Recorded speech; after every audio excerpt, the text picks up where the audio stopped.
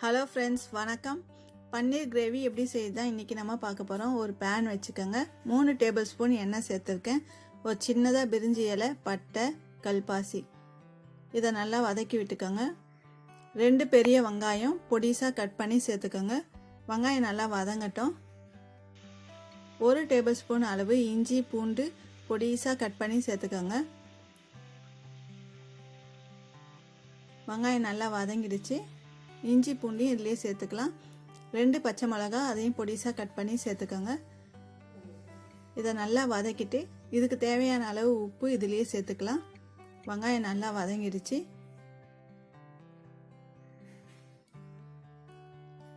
கிரேவிக்கு நம்ம தக்காளி அப்படியே சேர்க்க வேணாம். நல்லா பழமான தக்காளியாக 3 தக்காளி எடுத்து மிக்சி ஜாரில் போட்டு நல்லா அரைச்சி எடுத்துக்கோங்க.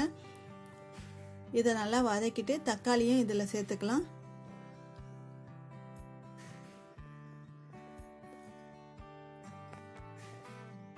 வெங்காயமும் தக்காளியும் நல்லா வதங்கட்டும். நல்லா எண்ணெய் பிரிஞ்சு வர அளவுக்கு நல்லா வதக்கி விடுங்க. பாருங்க, நல்லா வதங்கிடுச்சு. இப்போது 1 டேபிள் ஸ்பூன் அளவு மிளகாய்த்தூள், 1/4 ஸ்பூன் மஞ்சத்தூள், 1/4 ஸ்பூன் கரம் மசாலா, பச்சை வாசனை போகிற அளவுக்கு நல்லா வதக்கி விட்டுக்கோங்க. எண்ணெய் நல்லா பிரிஞ்சு வரட்டும். இப்போ 1/4 கப் அளவு தண்ணி சேர்த்துக்கலாம்.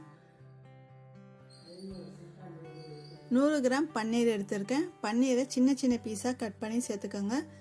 இதை பன்னீர் நம்ம ஃப்ரை பண்ண போதில்லை, அப்படியே தான் சேர்க்கணும். பன்னீர் அப்படியே சேர்த்திங்கன்னா தான் சாஃப்டாக இருக்கும். நம்ம சப்பாத்தி, நான், தோசை இதுக்கெல்லாம் தொட்டு சாப்பிட்றதுக்கு ரொம்ப நல்லாயிருக்கும். நல்லா மெத்துனும் இருக்கும். பன்னீர் ரொம்ப வேகக்கூடாது. ரொம்ப வெந்துச்சுனாக்கா ரொம்ப ஹார்டாகிடும். அதனால் ஒரு 2 நிமிஷம் நல்லா வதக்கி விடுங்க, போதும்.